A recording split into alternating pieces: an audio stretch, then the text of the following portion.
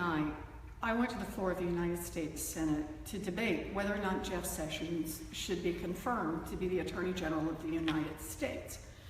Now, back in 1986, Senator Sessions back then had been the U.S. Attorney, and he was rejected to be a federal judge. And one of the things that was important in both Republicans and Democrats deciding to vote against him was a letter from Coretta Scott King to the Judiciary Committee. Tonight, I wanted to read that letter, and Senator Mitch McConnell and the Republicans came to the floor to shut me down for reading that letter. So right now what I'd like to do is outside the Senate, I just want to read the letter.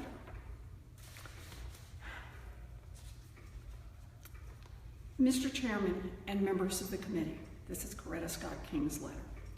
Thank you for allowing me this opportunity to express my strong opposition to the nomination of Jefferson Sessions for federal district judgeship for the Southern District of Alabama. My long-standing commitment, which I shared with my husband Martin, to protect and enhance the rights of Black Americans, rights which include equal access to the democratic process, compels me to testify today.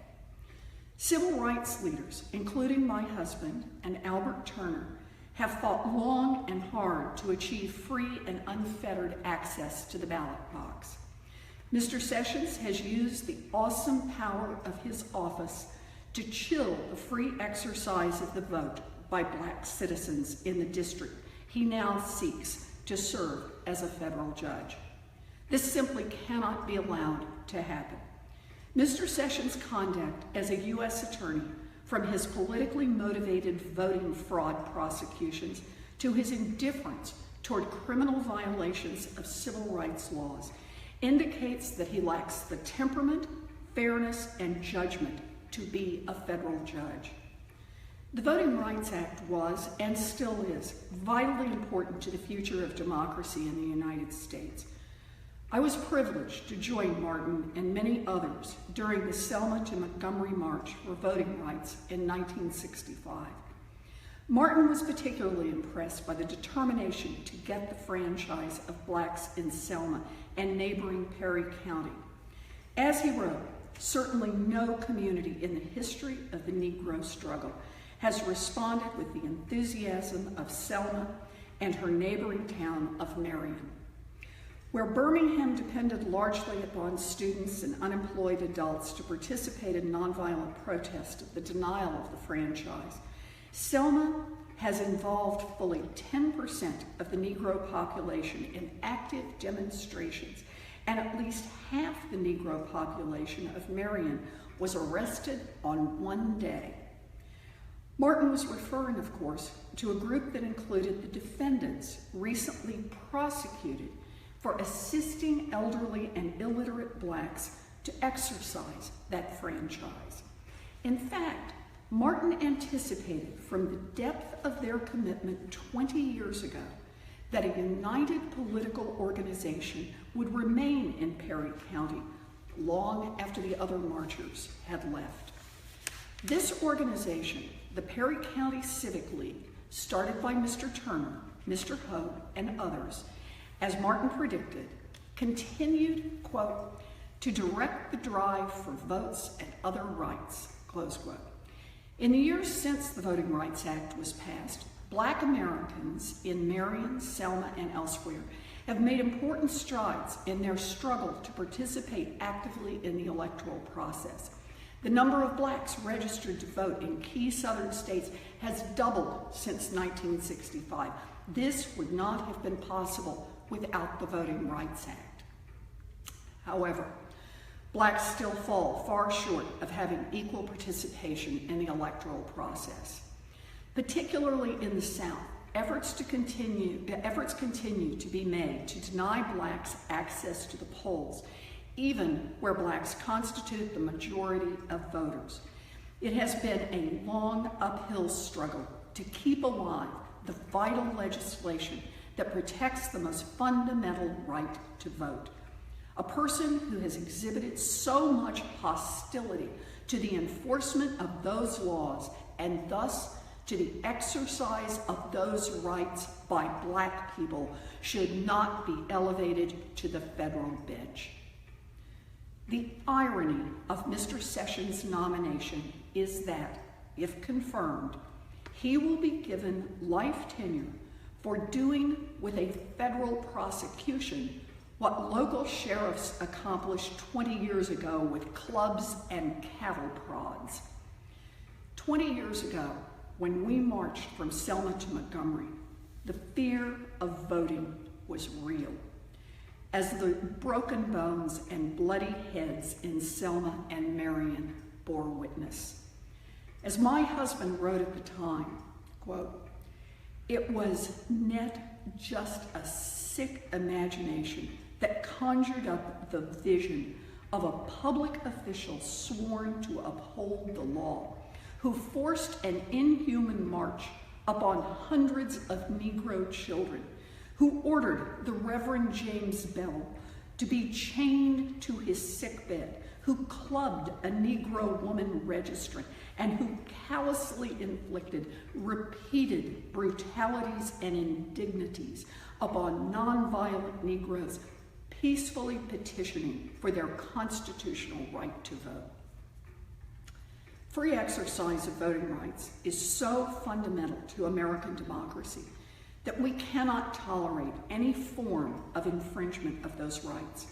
Of all the groups who have been disenfranchised in our nation's history, none has struggled longer or suffered more in the attempt to win the vote than Black citizens. No group has had access to the ballot box denied so persistently and intently. Over the past century, a broad array of schemes have been used in attempts to block the Black vote. The range of techniques developed with the purpose of repressing Black voting rights run the gamut, from the straightforward application of brutality against Black citizens who tried to vote, to such legalized frauds as grandfather clause exclusions and rigged literacy tests.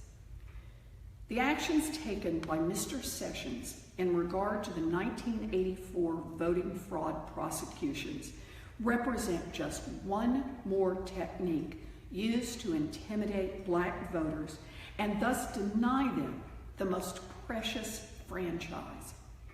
The investigations into the absentee voting process were conducted only in the Black Belt counties, where Blacks had finally achieved political power in local government. Whites had been using the absentee process to their advantage for years, without incident. Then, when Blacks, realizing its strength, began to use it with success, criminal investigations were begun. In these investigations, Mr. Sessions, a U.S. attorney, exhibited an eagerness to bring to trial and convict 3 leaders of the Perry County Civic League, including Albert Turner, despite evidence clearly demonstrating their innocence of any wrongdoing. Furthermore, in initiating the case, Mr. Sessions ignored allegations of similar behavior by whites, choosing instead to chill the exercise of the franchise by Blacks in his misguided investigation. In fact, Mr. Sessions sought to punish older Black civil rights activists, advisors, and colleagues of my husband, who had been key figures in the civil rights movement in the 1960s. These were persons who, realizing the potential of the absentee vote among Blacks, had learned to use the process within the bounds of legality and had taught others to do the same. The only sin they committed was being too successful in gaining votes. The scope and character of the investigations conducted by Mr. Sessions also warrant grave concern. Witnesses were selectively chosen in accordance with the favorability of their testimony to the government's case. Also, the prosecution illegally withheld from the defense critical statements made by witnesses. Witnesses who did testify were pressured and intimidated into submitting the correct testimony. Many elderly blacks were visited multiple times by the FBI, who then hauled them over 180 miles by bus to a grand jury in Mobile when they could have more easily testified at a grand jury just 20 miles away in Selma. These voters and others have announced they are now never going to vote again. I urge you to consider carefully Mr. Sessions' conduct in these matters. Such a review, I believe, raises serious questions about his commitment to the protection of voting rights for all American citizens, and consequently, his fair and unbiased judgment regarding this fundamental right. When the circumstances and facts surrounding the indictments of Al Turner, his wife Evelyn, and Spencer Hogue are analyzed, it becomes clear that the motivation was political, and the result frightening the wide-scale chill of the exercise of the ballot for blacks, who suffered so much to receive that right to vote in the first place. Therefore, it is my strongly held view that the appointment of Jefferson Sessions to the federal bench would irreparably damage the work of my husband, Al Turner, and countless others who risked their lives and freedom over the past 20 years to ensure equal participation in our democratic system. The exercise of the franchise is an essential means by which our citizens ensure that those who are governing will be responsible. My husband called it the #1 civil right. The denial of access to the ballot box ultimately results in the denial of other fundamental rights. For it is only when the poor and disadvantaged are empowered that they are able to participate actively in the solutions to their own problems. We still have a long way to go before we can say that minorities no longer need to be concerned about discrimination at the polls. Blacks, Hispanics, Native Americans, and Asian Americans are grossly underrepresented at every level of government in America. If we are going to make our timeless dream of justice through democracy a reality, we must take every step possible to ensure that the spirit and intent of the Voting Rights Act of 1965 and the 15th Amendment of the Constitution is honored. The federal courts hold a unique position in our constitutional system, ensuring that minorities and other citizens without political power have a forum in which to vindicate their rights. Because of this unique role, it is essential that the people selected to be federal judges respect the basic tenets of our legal system, respect for individual rights, and a commitment to equal justice for all. The integrity of the courts, and thus the rights they represent, can only be maintained if citizens feel confident that those selected as federal judges will be able to judge with fairness others holding differing views. I do not believe Jefferson Sessions possesses the requisite judgment, competence, and sensitivity to the rights guaranteed by the federal civil rights laws to qualify for appointment to the federal district court.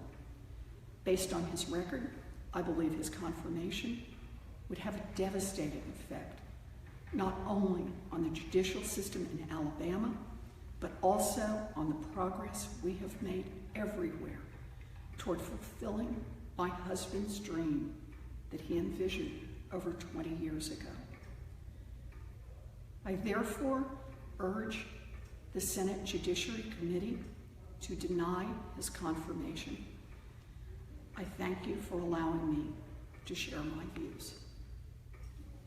That was what Coretta Scott King said back in 1986 about Jeff Sessions. I think it is relevant to everyone who is about to vote on Jeff Sessions. And because of her letter and Jeff Sessions' record, I'll be one of the ones voting no.